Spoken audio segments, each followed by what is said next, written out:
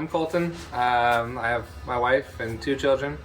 I found out about self-help because of my sister and brother. They did it up in Polesville, so I knew about it since about 2017 when they built theirs. I mean, I'm young, I have the energy, I have the capability to do it, so might as well just do it and get a nice house for way less than market value. So expectations, definitely hard work, and guess what? It's hard work.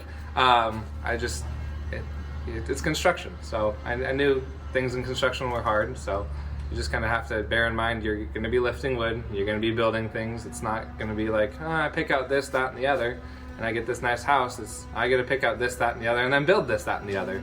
So, I mean, you're lifting 20-pound things, you're lifting trusses up, you're throwing sheets of plywood onto the second story, hucking them up, doing 50, and it's fun, but it's hard work, and you go home sore, and then you sleep really well, so it's great. But we're doing trusses on the house, then we're going to sheet and do most of the roofing. That's basically been framing walls, having fun, learning a lot. Jeff, our leader, he's a pretty fun guy, so he makes it fun but hard work. Throwing up sheets to the second story, that's my favorite part.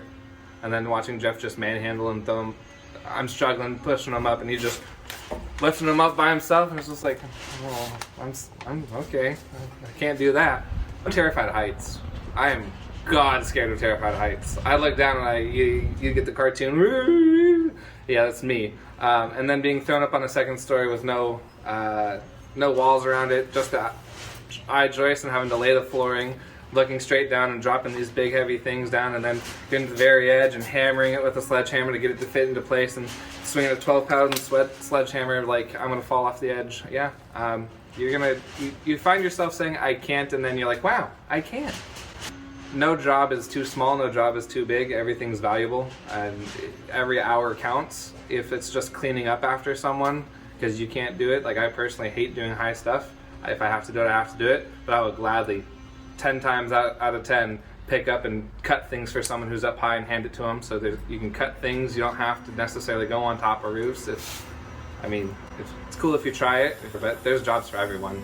I mean, we have a huge range of people in our group who have different skills and sets, and so awesome thing about Jeff is he uses everyone's skills to their advantage. So and there's things for everyone. It's not all just scary stuff, just for me, because I'm a scaredy cat.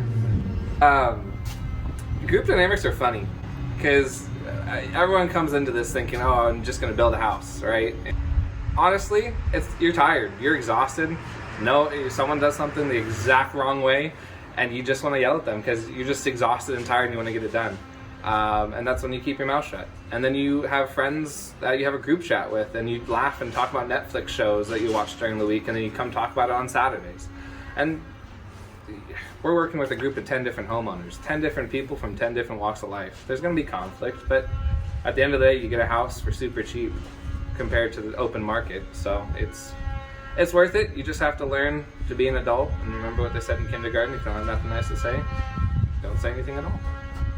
I work for the county, and so I'm dealing with the real estate market a lot, and I know how expensive things are and how unaffordable things are to the common person who works full-time and doesn't make $1 million a year. I understand how unobtainable the houses are for some people, and this is just a great program for those who need a home, because owning a home is the #1 way to financial freedom. It's just a great investment tool for the future. It's just fantastic.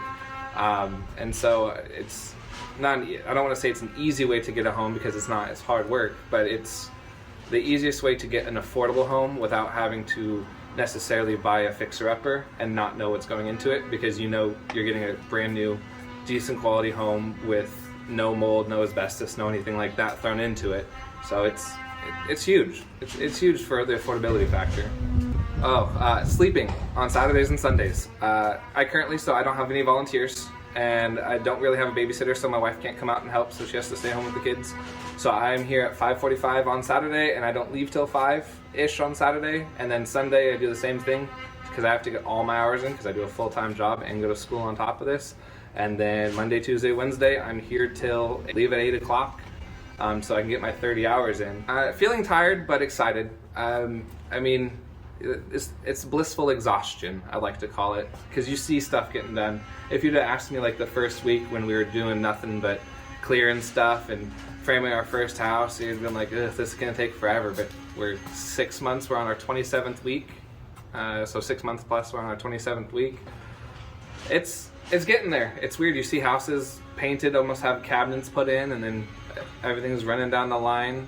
It's just, we have 4 more houses that need trusses, 5 more houses that need trusses, and then we'll be basically dried in. So it's getting there. So it's a surreal feeling because you're seeing the progress when at first you don't see it. So come out and volunteer first.